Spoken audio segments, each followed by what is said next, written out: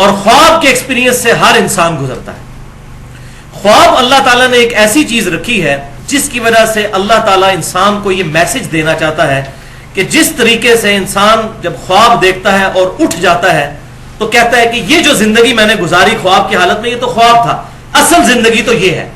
بالکل اس طریقے سے ایک آخرت کی اصل زندگی آنے والی ہے جس کو اس زندگی کے ساتھ وہی نسبت ہے جو اس زندگی کو خواب کے ساتھ, کہ جب وہ قیامت کا دن آئے گا تو انسان کہے گا ہائے اصل زندگی تو یہ تھی.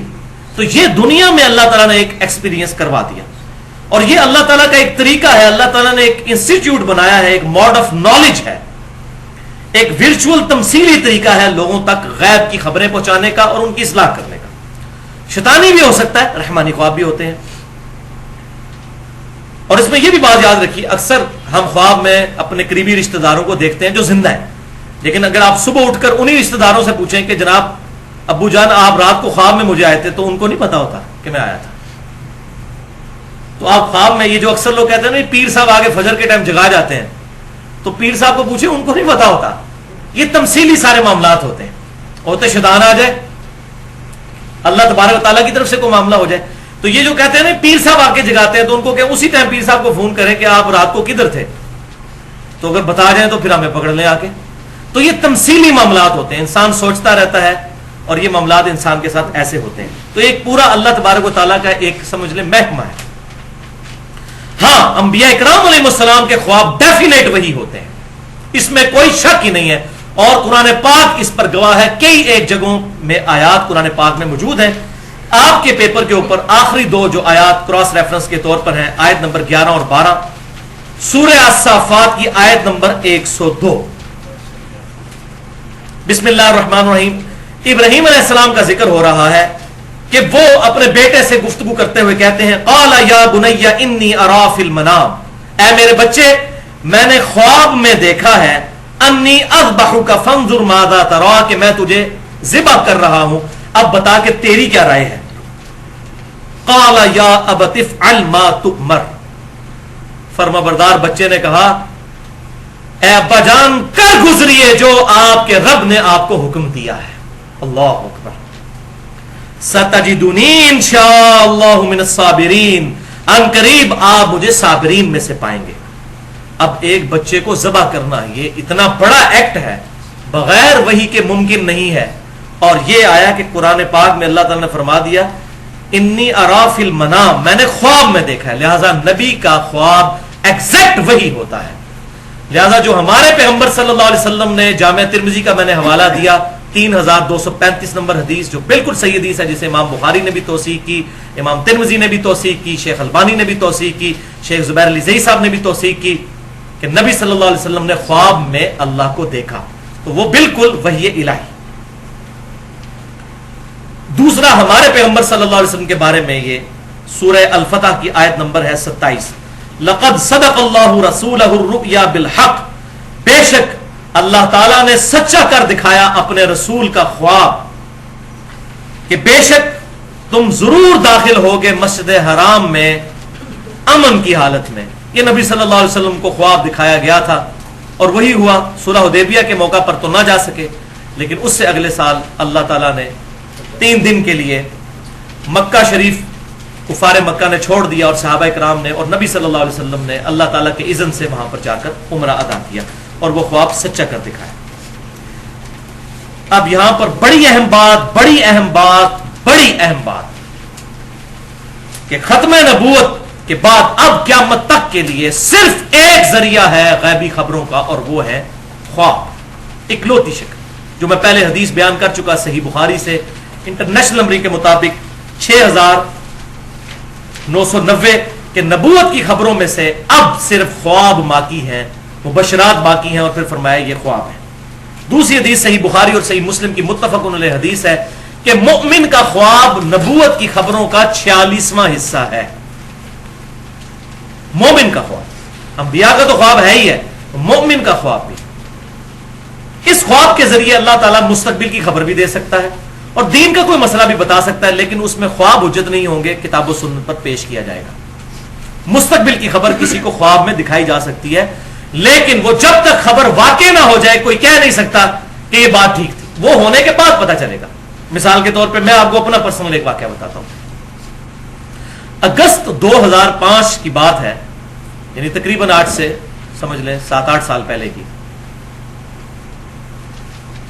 کہ میں نے خواب میں دیکھا کہ اللہ تعالیٰ نے مجھے ایک بیٹی دی ہے, اور مجھے وہ اس کی شکل بھی پورا فیچرز دکھائے گئے خواب میں, اگست 2005 میں.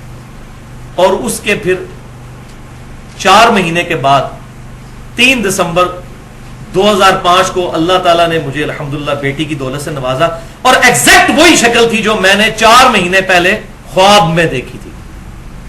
اب وہ جب تک واقعہ نہ ہو جاتا, میں نے بیٹی دیکھی تھی, بیٹا پیدا ہو جاتا تو میرا خواب غلط ہوتا, اور پھر شکل بھی وہی. تو اس چیز سے اب کنفرم ہو گیا کہ یہ غیبی خبر تھی. اس طرح آپ کے ساتھ بھی کئی معاملات ہوئے ہوں گے. لیکن دین کے معاملات جو ہیں وہ اگر خواب میں ایسے معاملات ہوں, وہ حق ہو سکتے ہیں, لیکن ان کو کتاب و سنت پر پیش کیا جائے گا. ایسا نہیں ہے کہ کتاب و سنت کے بغیر کسی کی ذاتی انٹرپریٹیشن مان لی جائے. صحیح بخاری اور صحیح مسلم کی متفق علیہ حدیث ہے کہ اچھے خواب اللہ کی طرف سے ہیں اور برے خواب شیطان کی طرف سے ہیں. جب تم میں سے کوئی اچھا خواب دیکھے تو اللہ کا شکر ادا کرے اور پسندیدہ شخص سے بیان کرے, یعنی جو اس سے جیلس نہ ہوتا ہو اس کو بیان کرے. اور جو کوئی ناپسندیدہ خواب دیکھے تو اس کا ذکر کسی سے نہ کرے, اللہ کے حضور پناہ طلب کرے اور اپنے بائیں طرف 3 دفعہ تھوک دے. فزیکلی نہیں تھوکنا, بس اسی طرح یوں کرتے رہے. اور بخاری اور مسلم میں اسی کانٹیکسٹ میں محمد بن سیرین تابعی جو امام حنیفہ رحمۃ اللہ علیہ کے استاد ہیں اور 70 صحابہ کی انہوں نے صحبت کی, المتوفی 110 ہجری, ان کا قول موجود ہے. وہ فرماتے ہیں کہ خواب 3 قسم کے ہیں, ایک اللہ کی طرف سے, دوسرا شیطان کی طرف سے, اور تیسرا نفسانی جو خیالات ہیں.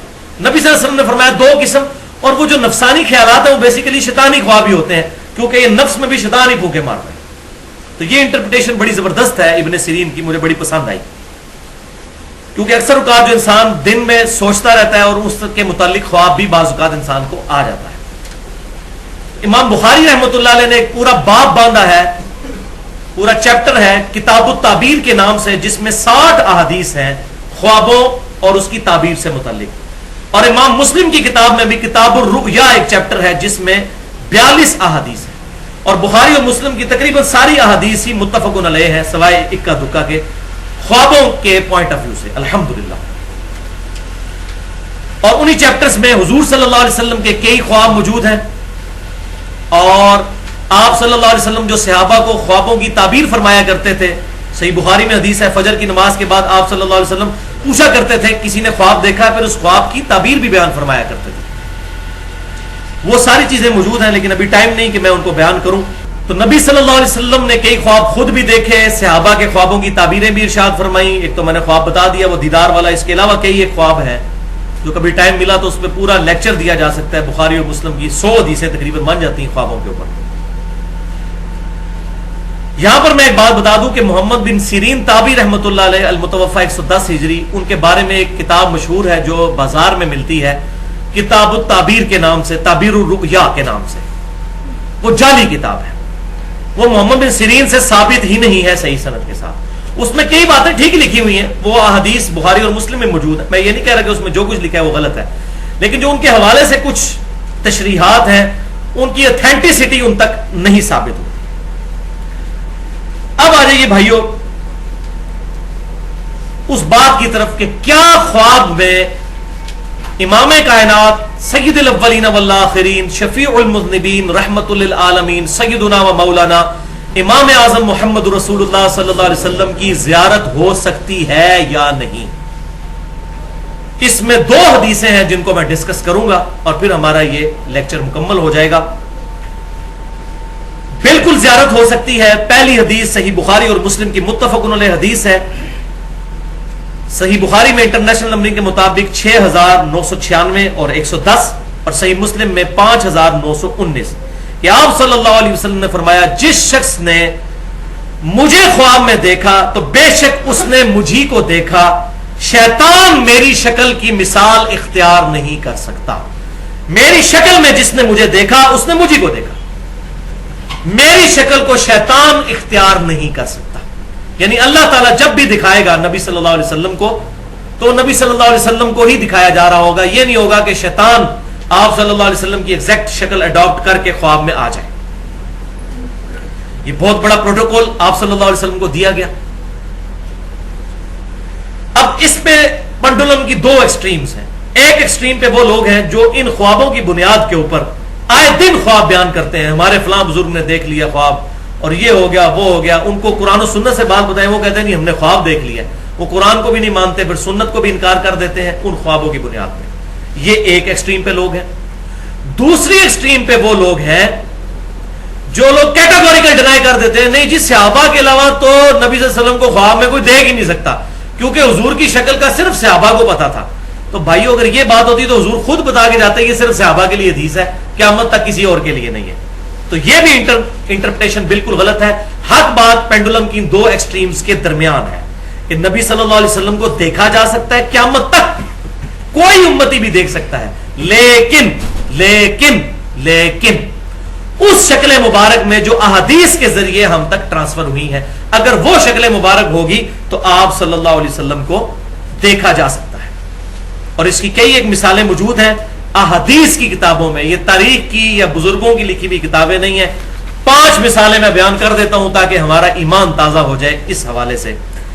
صحیح مثال نمبر 1 مسند امام احمد میں انٹرنیشنل نمبرنگ کے مطابق 2165 نمبر حدیث ہے کہ آپ صلی اللہ علیہ وسلم کی وفات کے 50 سال کے بعد 61 ہجری میں سیدنا عبداللہ ابن عباس رضی اللہ تعالیٰ عنہ صحابی نے حضور کو خواب میں دیکھا.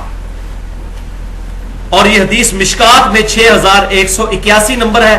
شیخ البانی بھی اسے صحیح کہتے ہیں. شیخ زبیر علی زئی صاحب نے بھی اس پر صحت کا حکم لگایا. پوری امت اس کو نقل کرتی ہے یہ الحمدللہ. ابن عباس کہتے ہیں کہ ایک دن دوپہر کے وقت میں نے نبی صلی اللہ علیہ وسلم کو خواب میں دیکھا. آپ صلی اللہ علیہ وسلم پریشان بال بکھرے ہوئے پرانگدہ حالت اور ہاتھوں میں ایک خون کی شیشی اٹھائی ہوئی ہے جس کے اندر خون ہے. میں نے پوچھا اے اللہ کے نبی میرے ماں باپ آپ پر قربان یہ آپ کی کیا حالت ہے. آپ صلی اللہ علیہ وسلم کو کس نے غمناک کر دیا؟ تو آپ صلی اللہ علیہ وسلم نے فرمایا کہ یہ میرے حسین اور ان کے ساتھیوں کا خون ہے. آج صبح سے کربلا میں اس خون کو سمیٹ رہا ہوں. میرے حسین اور اس کے ساتھیوں کو وہاں پر شہید کر دیا گیا. ابن عباس کہتے ہیں کہ میں گھبرا کے اٹھا. میں نے وہ دن اور تاریخ نوٹ کیا. وہ 10 محرم 61 ہجری تھا. اور بعد میں خبر آئی ظاہر ہے اس وقت کوئی انٹرنیٹ نہیں تھا کوئی موبائل فون سروس نہیں تھی. کتنے عرصے کے بعد خبر آئی کہ اسی دن سیدنا حسین اور ان کے ساتھیوں کو ظلماً شہید کیا گیا فرات کے کنارے. وَلِعَاذُ بِاللَّهِ تَعَالَى. اس کی ڈیٹیل پوری سننی ہو تو مسئلہ نمبر 61 کے نام سے حسینیت اور یزیدیت کا تحقیقی جائزہ اہل سنت پاک.com پر میری پوری گفتگو موجود ہے جو ایکسپلوسیو گفتگو ہے الحمدللہ 2.25 گھنٹے کی. تو یہاں پر یہ الفاظ ہے کہ میں صبح سے ان کا خون جمع کر رہا ہوں. تو میں وہی بات کروں گا یہ بات تمثیلاً ہے. اپنے ماں باپ کو آپ خواب میں دیکھیں ان سے پوچھیں ان کو نہیں پتا ہوگا. کئی بھی یہ اللہ تبارک و تعالیٰ کا ایک پورا انسٹیٹیوٹ ہے. یہ مثال کے طور پر تمثیلاً بات دکھائی جاتی ہے.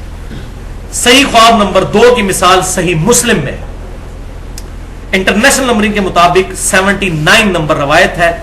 مقدمے کے اندر ہی امام مسلم رحمۃ اللہ علیہ لے کر آئے ہیں کہ سیدنا علی بن مسہر تبع تابعی, یہ تابعی بھی نہیں ہے تبع تابعی ہے, وہ کہتے ہیں کہ میں نے اور حمزہ نامی ایک تبع تابعی نے ابان بن ابی عیاش المتوفا 140 ہجری جو ایک کذاب تابعی تھا 140 ہجری میں فوت ہوا, اس سے میں نے 1000 احادیث نقل کی ہیں. امام مسلم لے کر آ رہے ہیں.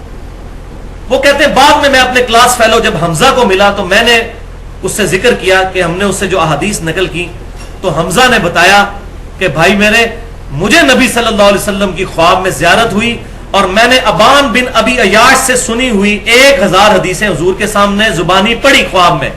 حضور میں صرف 5 یا 6 حدیثوں کی تصدیق کی, باقی سب کے بارے میں فرمایا یہ میری حدیثیں نہیں ہیں.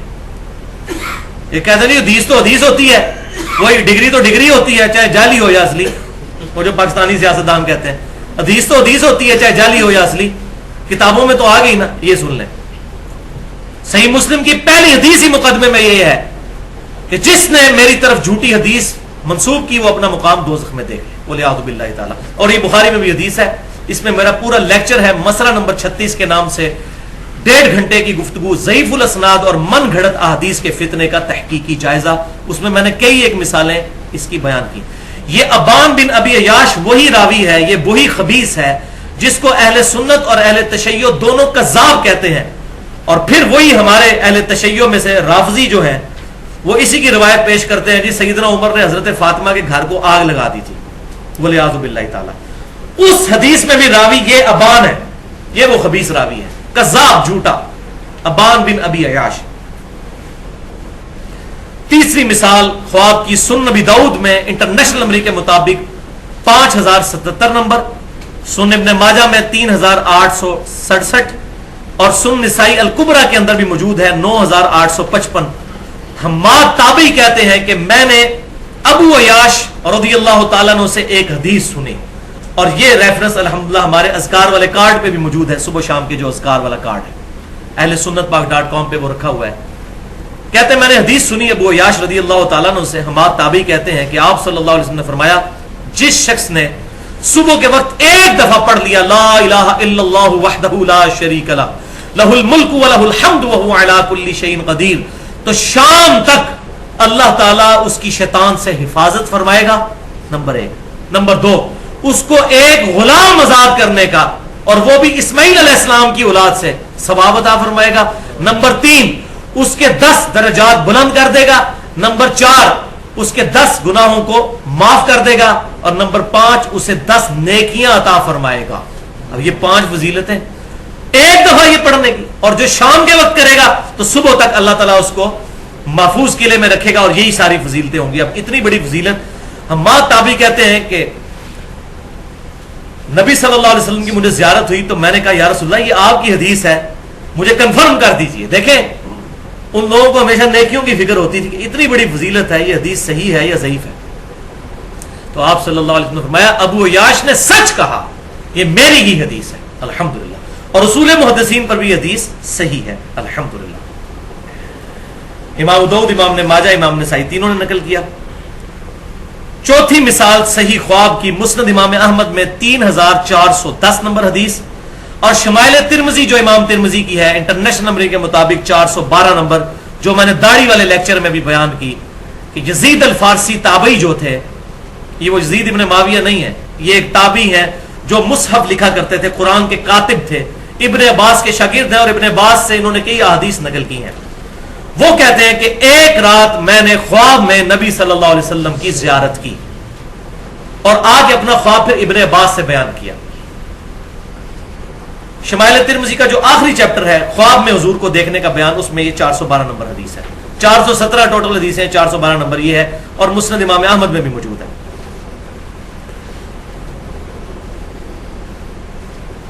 तो वो कहते हैं मैंने इब्ने अब्बास से कहा कि मैंने रसूलुल्लाह सल्लल्लाहु अलैहि वसल्लम को ख्वाब में देखा। तो इब्ने अब्बास ने कहा जल्दी जल्दी अपना ख्वाब बयान करो, मैंने रसूलुल्लाह से सुना जिस शख्स ने मुझे ख्वाब में देखा उसने मुझी को देखा, मेरी शक्ल में शैतान नहीं आ सकता। तो उन्होंने फिर बड़ा प्यारा ख्वाब बयान किया। उसके एंड पर इब्ने अब्बास ने तस्दीक की कि अगर तुम बेदारी में भी हुजूर को देख लेते तो इससे मुख्तलिफ ना पाते, तुमने रसूलुल्लाह ही को ख्वाब में देखा है। अब उन्होंने नहीं कहा कि क़यामत तक कोई देख ही नहीं सकता, वो ताबी थे, सहाबी तो नहीं थे जिन्हें ख्वाब देखा। उसका तर्जमे में भी बाद लोगों ने 2 नंबरी की, वो सिर्फ ये साबित करने के लिए कि हुजूर की दाढ़ी बहुत लंबी थी, क्योंकि उसमें वाज़ेह मौजूद है कि हुजूर की दाढ़ी नहर तक थी, सीने के शुरू वाले हिस्से की तरफ। लेकिन अल्हम्दुलिल्लाह अहले हक भी मौजूद है, अक्सर अहले हाकी हैं जिन्होंने तर्जमा सही किया। उसमें से अहले हदीस उलमा में से एक बड़े आलिम, चूंकि अहले हदीस को यह मसला कड़वा लगता है, मैं उन्हीं के आलिम का हवाला देता हूं। दारुस्सलाम से किताब छपी है आईना जमाल नबूवत, उसमें अहले हदीस के बहुत बड़े इस वक्त हम हाफिज अब्दुल सत्तार हमाद साहब का तर्जुमा उन्होंने छापा है दारुस्सलाम वालों ने, और ये ख्वाब का तर्जुमा मैं वहां से पढ़ने लगा हूं। वो कहते हैं, यजीद अल फारसी कहते हैं, ए इब्ने अब्बास मैंने ख्वाब में नबी सल्लल्लाहु अलैहि वसल्लम को देखा। आप सल्लल्लाहु अलैहि वसल्लम का कद मुबारक ना बहुत लंबा था ना बहुत छोटा, बल्कि दरमियाना था। आप सल्लल्लाहु अलैहि वसल्लम का रंग मुबारक बहुत सफेद नहीं बल्कि गंदमी नुमा सफेद सुर्ख रंग था। آپ صلی اللہ علیہ وسلم کے دانت مبارک انتہائی سفید اور خوبصورت تھے.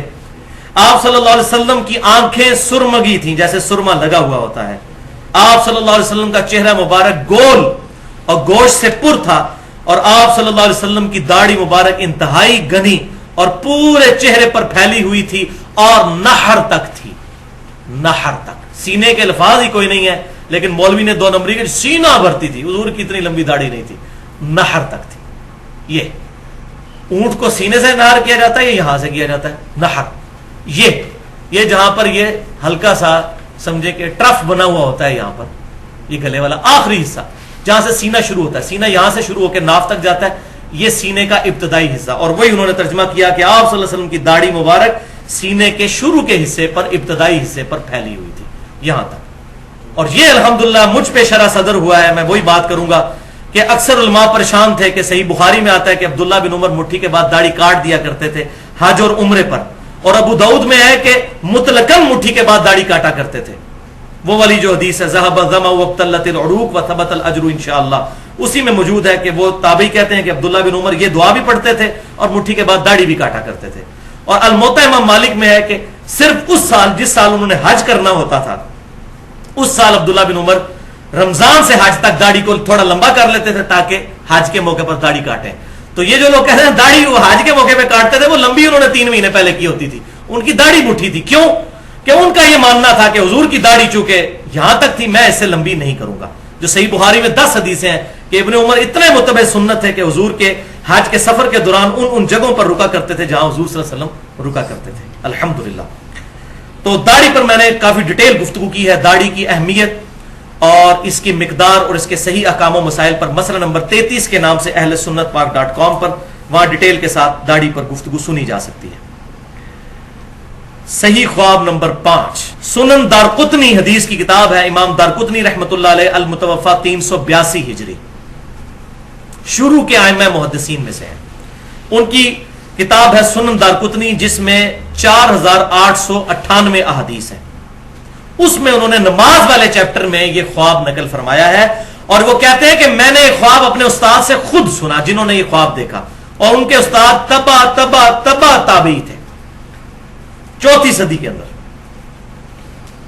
ان کا نام تھا امام ابو جعفر بن اسحاق, اور حدیث کا انٹرنیشنل نمبر ہے 1135, جلد 1 صفحہ 293. اور بریلوی مکتبہ فکر کے علماء نے بھی اس کا ترجمہ شائع کیا ہے, دیوبند نے بھی کیا ہے. بریلوی مکتبہ فکر کا جو ترجمہ ہے شبیر برادرز کا, اس میں اس کا نمبر ہے 1110.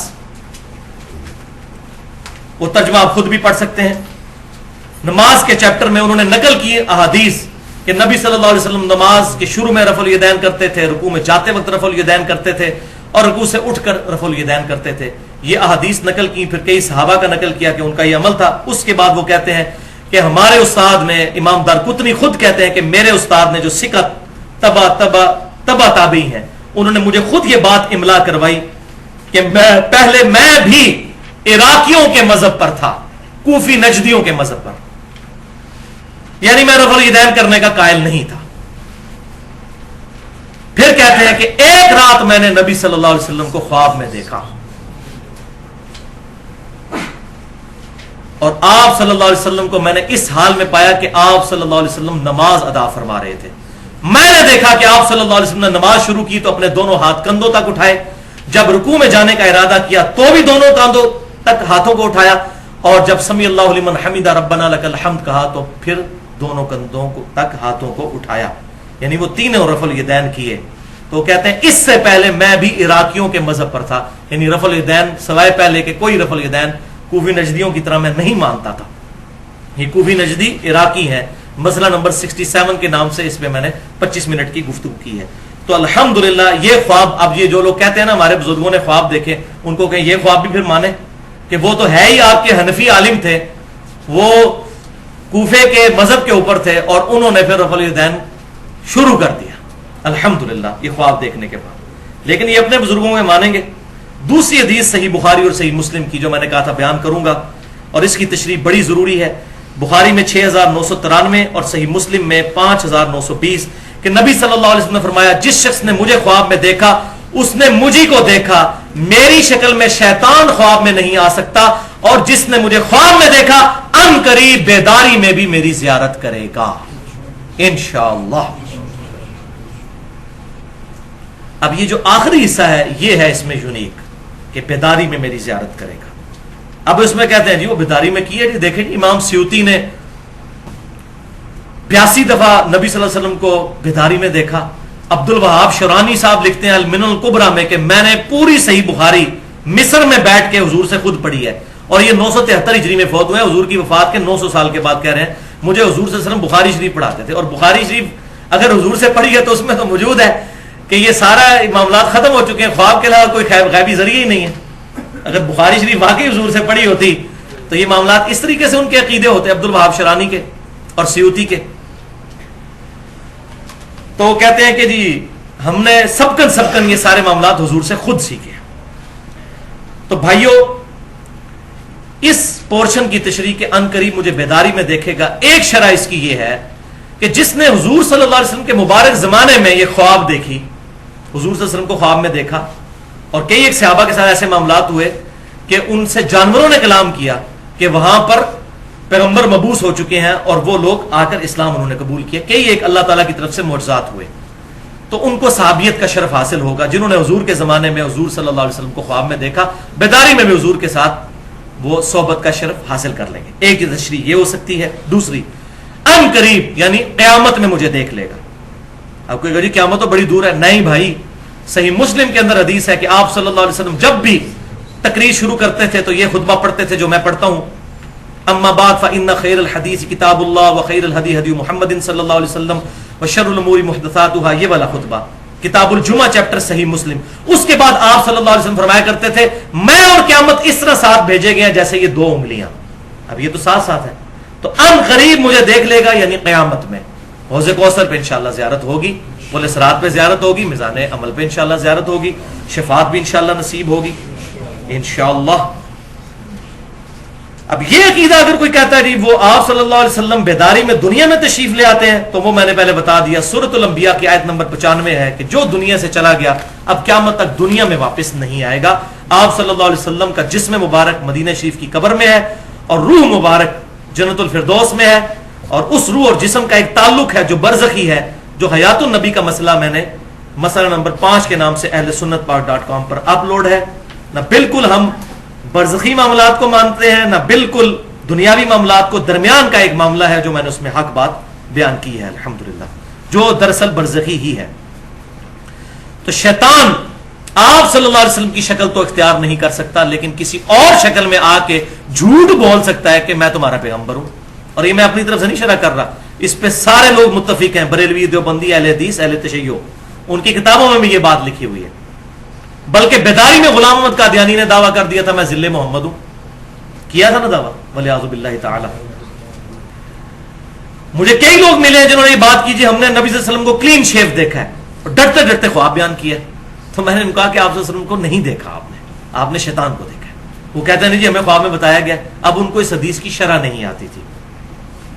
ایک تبلیغی جماعت کے بھائی ملے، بوڑھے، ریٹائرڈ ایئر فورس سے، مجھے کہنے لگے جی میں نے کئی سال پہلے آپ صلی اللہ علیہ وسلم کو خواب میں دیکھا تو میں پھر تبلیغی جماعت میں آ گیا۔ میں نے کہا جی آپ نے کیا دیکھا؟ تو کہنے لگے جی سفید داڑھی، سفید پگڑی، سفید کپڑے، وہ جو ہمارا ایک کنسیپٹ ہے۔ میں نے کہا انا للہ و انا الیہ راجعون، مجھے لگتا ہے آپ نے شیطان کو خواب میں دیکھا۔ وہ کہنے لگا جی حدیث ہے۔ میں نے کہا الحمدللہ حدیث تو ہم ماننے والے ہیں، لیکن اس میں ہے کہ میری شکل میں۔ تو بھائی بخاری اور مسلم کی متفق علیہ حدیث ہے، انس ابن مالک جنہوں نے 10 سال حضور کو وضو کروایا، وہ کہتے ہیں کہ وفات کے وقت اگر میں حضور صلی اللہ علیہ وسلم کے بال مبارک سر اور داڑھی کے ملا کے بھی گنتا تو 20 سے زیادہ سفید نہیں تھے، 20 سے زیادہ میرے سفید ہیں سر کے۔ اور حضور صلی اللہ علیہ وسلم کا معجزہ تھا کہ آپ کی داڑھی مبارک سیاہ تھی، صرف یہ کنپٹی پہ اکا دکا بال اور یہ بچی پہ، باقی پوری داڑھی مبارک کالی تھی، 20 سے زیادہ بال سفید نہیں۔ تو سفید داڑھی میں نبی صلی اللہ علیہ وسلم کو کیسے خواب میں دیکھ لیا؟ تو آپ صلی اللہ علیہ وسلم کو نہیں دیکھا۔ تو یہ میں جو کہہ رہا ہوں کہ یہ ہماری شرح نہیں، شروع سے صحیح بخاری میں جو شرح لکھی گئی سب سے بیسٹ، جس کو بریلوی، دیوبندی، اہل حدیث، اہل سنت کے لوانے والے تینوں گروہ مانتے ہیں، فتح الباری ابن حجر اسقلانی رحمۃ اللہ علیہ، المتوفى 852 ہجری، ان کی لکھی ہوئی ہے صحیح بخاری کی شرح، اس میں انہوں نے لکھا ابن سیرین رحمۃ اللہ علیہ کا قول صحیح سند کے ساتھ کہ ان کو جب بھی کوئی آ کے بتاتا تھا کہ میں نے نبی صلی اللہ علیہ وسلم کی خواب میں زیارت کی، تو وہ کہتے تھے پہلے نشانیاں بتاؤ تم نے حضور کو کس طرح دیکھا. وہ کہتا تھا یہ دیکھا. اگر وہ نشانیاں احادیث کے ساتھ میچ کرتی تھی وہ توثیق کرتے تھے، اور اگر میچ نہیں کرتی تھی وہ کہتے تھے تم نے نبی صلی اللہ علیہ وسلم کو خواب میں نہیں دیکھا. اور یہ امام حنیفہ کے استاد ہیں ابن سیرین المتوفا 110 ہجری تابعی ہیں. تو یہ اکثر لوگ شیطانی خواب دیکھتے ہیں اور پھر بیان بھی کرتے ہیں. ایک خواب جو میں نے مسئلہ نمبر 71B میں شیطانی خواب بیان کیا تھا، کشف المحجوب میں موجود ہے. بریلوی اور دیوبندی دونوں ترجمہ اس کا چھاپ رہے ہیں. امام حنیفہ کے چیپٹر میں موجود ہے کہ امام حنیفہ رحمۃ اللہ علیہ کی طرف یہ جھوٹا خواب، شیطانی خواب منسوب کر دیا، کیونکہ ان کی کوئی کتاب نہیں جس سے ہم یہ پرکھ سکیں. امام حنیفہ کہتے ہیں میں نے خواب میں دیکھا کہ میں نبی صلی اللہ علیہ وسلم کی قبر مبارک کھود کے اس میں سے حضور کی ہڈیاں جمع کر رہا ہوں. ولیعوذ باللہ. یہ ہمیں کہتے ہیں یا تو نبی کا عقیدہ نہیں مانتے، یہ نہیں مانتے. آپ صلی اللہ علیہ وسلم کا جسم مبارک بالکل صحیح حالت میں موجود ہے. یہ مسلمانوں کا اجماعی عقیدہ ہے، اس پہ کئی احادیث موجود ہیں الحمدللہ. تو جی بعد میں ابن سیرین سے پوچھا، دیکھا ابن سیرین کو وہاں فٹ کیا انہوں نے. ان کو پتا تھا ابن سیرین جو ہے وہ ان کے استاد ہیں. وہی ابن سیرین سے کہا استاد جی میں نے خواب دیکھی ہے. تو تعبیر نے کہا جی بیٹا پریشانی کی کوئی بات نہیں ہے، تم حضور کی سنتیں جمع کرو گے. پریشانی کی بات تو ہے بھائی، حضور کی سنتیں جمع کرنی تھی. تو اللہ تعالیٰ یہ خواب دکھاتا کہ وہ دیکھ رہے ہیں کہ حضور کے برتن سمیٹ رہے ہیں، آپ سے ان کے کپڑے مبارک اکٹھے کر رہے ہیں، آپ کی چیزیں جمع کی جاتی، ہڈیاں. ولیعوذ باللہ تعالی، ولیعوذ باللہ تعالی. اس کے بعد میں کہتا ہوں جس میں ایمان کی اتنی سی بھی رتی موجود ہے نا، وہ کشف المحجوب کو نہیں چھاپے گا. اور جس کا مرشد نہ ہوئے وہ کتاب پڑھ لے. اے جناب پڑھے، جس کو مرشد نہ ملے وہ یہ کتاب پڑھ لے. اسی طریقے سے نور الدین زنگی والا واقعہ آپ نے اکثر سنا ہوگا. وہ یہودی تھے، نبی صلی اللہ علیہ وسلم کا جسم مبارک قبر سے نکالنا چاہتے تھے. تو آپ صلی اللہ علیہ وسلم نور الدین زنگی کو خواب میں آئے اور کہا کہ جی پہنچ. ولیعوذ باللہ تعالی. اگر یہی معاملات ہونے ہوتے بھائیوں، تو جب یزید نے مسجد نبوی میں 3 دن تک گھوڑے باندھے تھے اور وہ مسجد نبوی میں لید بھی کرتے رہے واقعہ حرہ کے دوران، اس وقت نبی صلی اللہ علیہ وسلم نے کسی کو کیوں نہیں بلایا؟ دنیا بقدر ایفٹ ہے. دنیا میں یزید کے دور کے اندر صحیح مسلم میں موجود ہے، خانہ کعبہ کو اس نے آگ بھی لگائی، شہید کر دیا. حجاج بن یوسف نے دوسری دفعہ کیا، لیکن وہ لشکر ابابیل والا ابراہ کے لیے آیا، ان کے لیے نہیں آیا. یہ اللہ کا معاملہ ہے کب یہ معاملات کرے. تو نبی صلی اللہ علیہ وسلم کے جسم مبارک کی حفاظت کے لیے آپ صلی اللہ علیہ وسلم کو کسی، تو اب پھر اس میں یہ بول دوں ان کے والے عقیدے سے کہ حضور نے وہ امتیوں سے مدد مانگ لی تو امتی حضور کے مشکل کشا ہوئے، معاذ اللہ استغفر اللہ. تو یہ جھوٹا واقعہ، اس کی کوئی سند نہیں ہے. اس بندے نے واقعہ بیان کیا ہے سمہوتی نے، وہ 10ویں صدی ہجری کا بندہ ہے. 9ویں کے بالکل اینڈ پہ پیدا ہوا، 10ویں میں فوت ہوا 911 ہجری میں. اور اس نے جو یہ واقعہ بیان کیا وہ اپنے سے بھی تقریباً 300-400 سال پہلے کا واقعہ، اور سند کوئی بیان نہیں کیا. یہ بے سند واقعہ ہے. میں ساری جماعتوں کے ساتھ رہوں، سب لوگ تھوک کے حساب سے اس طرح کے خواب بیان کرتے ہیں. آپ دعوت اسلامی میں یہ سبز پگڑیوں والی جماعت میں چلے جائیں، انہوں نے پوری کتابیں چھاپی ہوئی ہیں دعوت اسلامی کی بہاریں. اس میں اتنے واقعات ہیں کہ جی نبی صلی اللہ علیہ وسلم ملتان اجتماع میں آئے اور ساروں کے لیے بشارت فرمائی کہ سب بخشے گئے جتنے اجتماع میں آئے، اور سارے کہتے ہیں سبحان اللہ. ٹھیک ہے جی. اچھا، تذکرہ صدر الشریعہ، مفتی امجد علی صاحب کے اوپر ایک کتاب لکھی ہے الیاس قادری صاحب نے، جنہوں نے بہار شریعت لکھی. مفتی امجد علی احمد بریلوی صاحب کے خلیفہ، ان پر لکھی ہے کہ ان کی اس کتاب کے اندر ایک بزرگ کا واقعہ لکھا کہ وہ بزرگ بیمار ہو گئے تو 40 دن تک حضور صلی اللہ علیہ وسلم اس بزرگ کی شکل میں آ کے ان کے شاگردوں کو جو ہے وہ پڑھاتے رہے. یعنی اب حضور کہہ رہے ہیں میری شکل میں شیطان نہیں آ سکتا، اس بزرگ کی شکل میں جب آئیں گے، نبی صلی اللہ علیہ وسلم کی شکل مبارک سے بڑھ کے کس کی شکل خوبصورت ہو سکتی ہے؟ وہ کسی امتی کی شکل میں آئیں گے. وہ شیطان ہی آیا تھا اصل میں، اگر آیا تھا تو اس قسم کے واقعات لکھتے ہیں. اس کو وہ کہتے ہیں دعوت اسلامی کی بہار ہے. بالکل اسی طریقے سے ہمارے تبلیغی جماعت کے بھائی جو ہیں، رائے والی جو پارٹی ہے، وہ بھی اس طرح کے واقعات، اس کو کارگزاری کا نام، جماعت آئی کارگزاری سنیں. اور ان کے عام آدمی کہتے ہیں ہمارے بزرگوں نے منع کیا، حاجی عبد الوہاب صاحب منع کرتے ہیں، حضرات منع فرماتے ہیں. لیکن حضرات کو یہ حاجی عبد الوہاب صاحب تو یہ نبی صلی اللہ علیہ وسلم کے مشورے سے سارا کام لے کے چل رہے ہیں. یہ کمرہ ہے جہاں نبی صلی اللہ علیہ وسلم تشریف لاتے ہیں، رائے ونڈ میں. ٹھیک ہے، شکر ہے میں نے اس کمرے کی زیارت نہیں کی، مجھے بڑا شوق تھا، اس وقت میں بھی تبلیغی جماعت میں تھا، لیکن بڑا رش تھا، میں جا نہیں سکا اس کمرے تک. تو یہ یہاں نبی صلی اللہ علیہ وسلم آتے ہیں، تشریف لاتے ہیں، اور یہ حاجی عبد الوہاب صاحب ان کے مشورے سے یہ سارا جماعت کا کام لے کر چل رہے ہیں. تو یہ وہ بھی بیان کرتے ہیں. اور طاہر القادری صاحب کا خواب تو ماشاءاللہ انٹرنیٹ کے اوپر موجود ہے. انہوں نے یہاں تک کہہ دیا کہ جی نبی صلی اللہ علیہ وسلم نے واپسی پہ مدینہ شریف جانے کے لیے مجھ سے ٹکٹ مانگا اور ٹیکسی کا کرایہ بھی یہاں پر پھرنے کے لیے مجھ سے مانگا, اور پھر وہ کہتے ہیں جی میں نے خواب دیکھا ہے, اللہ کی قسم میں جھوٹ نہیں بولتا. اور میں طاہر القادری صاحب, الیاس قادری صاحب, حاجی عبد الوہاب صاحب, ان سارے بزرگوں کی 100% تصدیق کرتا ہوں کہ واقعی یہ خواب دیکھتے ہیں. اور یہ میں وہ شرح صدر جو مجھے ہوا ہے وہ میں بیان کرنے لگا ہوں, یہ بالکل صحیح کہتے ہیں, یہ جھوٹ نہیں کہتے, ان کو خواب آتے ہیں. دماغ خراب ہے کسی کا خواب بیان کرے اس طرح؟ تو یہ ٹروتھ بھی میں ریویل کر دیتا ہوں کہ اصل میں شیطان ان کے ساتھ کھیل رہا ہوتا ہے. اب آپ کو بات سمجھ آئے گی, شیطان میری شکل میں نہیں آ سکتا, کسی اور شکل میں آئے گا اور ان کو اس قسم کے خواب دلائے جائیں گے. اور اگر کوئی کہتا ہے جی نہیں نہیں یہ رحمانی خواب ہیں اور نبی صلی اللہ علیہ وسلم تو خواب میں آتے ہی آتے ہیں, تو پھر میں وہی علمی جواب اور پھکی والا جواب دوں گا جو میں پہلے دے چکا کہ پھر سنن دارقطنی میں انٹرنیشنل نمبر کے مطابق 1135 نمبر حدیث ہے. امام دارقطنی نے اپنے استاد ابو جعفر احمد بن اسحاق سے نقل کیا کہ وہ کہتے ہیں کہ میں بھی پہلے خود کوفیوں کے مذہب پہ تھا اور رفع الیدین کا قائل نہیں تھا, پھر میں نے نبی صلی اللہ علیہ وسلم کو خواب میں دیکھا کہ آپ صلی اللہ علیہ وسلم نے نماز شروع کرتے وقت رفع الیدین کیا, رکوع میں جاتے وقت کیا اور رکوع سے اٹھتے وقت, تو میرے موقف جو ہے اس معاملے میں پھر چینج ہو گیا. اس میں امپلائڈ ہے یہ بات. تو یہ پھر کہے کہ یہ خواب ہے تو آپ بھی سب کے سب رفع الیدین شروع کر دیں, اتنے بڑے بزرگ کا خواب ہے. اور یہ بزرگ کوئی آج کے نہیں ہے, 900,000 سال پرانے بزرگ ہیں, یہ 1000 سال پرانے بزرگ, تو خواب مانے پھر کہیں گے نہیں ہم اپنے بزرگوں کا ہی خواب مانتے ہیں.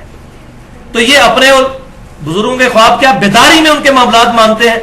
اور اس حد تک یہ آخر کے لیے میں نے واقعہ رکھا تھا جو مشہور ہے, ہمارا جو ریسرچ پیپر ہے رسول اللہ کی آخری وصیتیں صلی اللہ علیہ وسلم, ریسرچ پیپر نمبر 1, اس پہ بھی میں نے یہ واقعہ ڈالا ہے.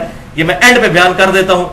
فضائل اعمال کے اندر جو چیپٹر الگ سے فضائل درود اور فضائل حج چھپا ہوا ہے, فضائل حج جو رائیونٹ سے کتب خانہ فیضی سے شائع ہوتی ہے لاہور سے, واقعہ نمبر 12 صفحہ 166, اور الیاس قادری صاحب جو دعوت اسلامی کو لے کے چل رہے ہیں ان کی فضائل سنت کا چیپٹر ہے مصافہ اور معانقہ کی سنتیں اور آداب, اور اس کا صفحہ ہے 654. یہ پرانی فضائل سنت, نئی والے کا مجھے صفحہ نہیں پتا, یہ پرانی جو میرے پاس پڑی ہے جس سے میں بھی 10 سال تک درس دیتا رہا. اس میں وہ واقعہ نقل کرتے ہیں فضائل اعمال میں بھی فضائل سنت میں بھی کہ 555 ہجری میں نبی صلی اللہ علیہ وسلم کی وفات کے 550 سال کے بعد شیخ احمد رفائی قبر رسول پر حاضر ہوئے اور عربی کے شعر پڑھے جن کا ترجمہ کچھ یوں تھا کہ اے اللہ کے رسول جب تک میں مصر میں تھا صلی اللہ علیہ وسلم تو میری روح آ کر آستانہ اقدس پہ حاضری دیتی تھی. اب یہ پتہ نہیں کون سی روح ہے جو جسم سے نکل کے وہاں پہنچتی پھر واپس چلی جاتی ہے. اب میں خود آیا ہوں, آپ صلی اللہ علیہ وسلم اپنا ہاتھ مبارک قبر سے باہر نکالیے, میں اس کو بوسہ دینا چاہتا ہوں. تو شیخ زکریا صاحب لکھتے ہیں 90,000 لوگوں کی موجودگی میں, یعنی بیداری میں.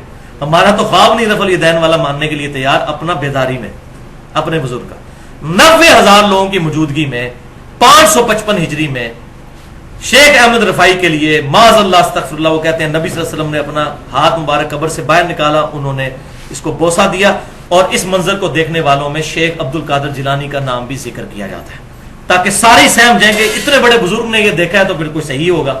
ان کا نام ویسے ہی ڈھوپ دیا کہ سارے سہم جائیں کہ شیخ عبد القادر جیلانی وہ 11ویں سرکار, تاکہ وہ انکار کر ہی نہ سکے. اور بھائی کس نے دیکھا اور کہاں ہوا؟ یہ 555 ہجری, آج 1434 ہجری ہے, یہ 900 سال پہلے کا واقعہ ہے. آج سے 90 سال پہلے بھی, 900 سال تو بڑی دور کی بات ہے, آج سے 90 سال پہلے بھی مسجد نبی میں 90,000 کا مجمع نہیں آتا تھا. یہ تو شافعات کی توسیع کے بعد اب 4-5 لاکھ تک لوگ آتے ہیں. اور یہ تو ایئر ٹریولنگ کی وجہ سے حج زیادہ لوگوں نے کرنا شروع کیا, ورنہ ایوریج 1-1.5 لاکھ بندہ حج کے لیے جاتا تھا بمشکل. اب یہ 40 لاکھ تک, یہ تو بوئنگ 747 کی جو پروازیں 71-72 میں 1971 سے شروع ہوئی ہیں اس کی وجہ سے یہ کثرت کے ساتھ لوگ آنا شروع ہوئے ہیں, اور آج 2013 میں 40-50 لاکھ تک 5 ملین تک یہ بات پہنچ چکی ہے. تو چور اپنی لنگوٹی چھوڑ جاتا ہے. یہ غلطی ہوگی کہ 90,000 لکھ دیا, 9,000 لکھ دیتے تو کوئی شاید معاملہ سیدھا ہو جاتا, لیکن یہ معاملہ پھر بھی ظاہر ہے اس کی سند کوئی نہیں ہے, یہ جھوٹا خواب ہے جو بیان کیا گیا. تو میں یہ پوچھتا ہوں کہ سیدہ فاطمہ جو حضور کی وفات کے بعد کسی نے ان کو ہنستے ہوئے نہیں دیکھا, انہوں نے تو کبھی نبی صلی اللہ علیہ وسلم کی بیداری میں زیارت نہیں. کوئی ضعیف روایت بتا دے کسی ایک صحابی کے بارے میں کہ حضور صلی اللہ علیہ وسلم سے انہوں نے بیداری میں ملاقات کی ہو. اور سیدہ عائشہ تو اسی قبر مبارک والے حجرے کے ساتھ ایک کمرے میں 47 سال تک 47 ایئرز تک رہیں, حتیٰ کہ جب ان کو اجتہادی غلطی کے طور پر لوگوں نے اکسا کے جنگ جمل کے لیے نکال دیا. ارادہ تو ان کا جنگ کا نہیں تھا, بہرحال اس کا انجام بڑا برا ہوا. اور حضرت عائشہ پوری زندگی روتی تھی اس معاملے پر. اس میں میرا پورا لیکچر بھی موجود ہے, مسئلہ نمبر 55B کے نام سے, حدیث قرطاس کے اوپر. اس میں نے کچھ چیزیں بیان بھی کی ہیں. سیدہ عائشہ کو حضور صلی اللہ علیہ وسلم نے قبر مبارک سے ہاتھ رکار کر نہیں روکا کہ عائشہ مت جاؤ. بعد میں جو انہوں نے رونا تھا اسی وقت روک لیتے. حضرت عائشہ نے کبھی نہیں کہا میری ملاقات ہوئی, حضور کی لاڈلی بیوی تھی رضی اللہ تعالی عنہ.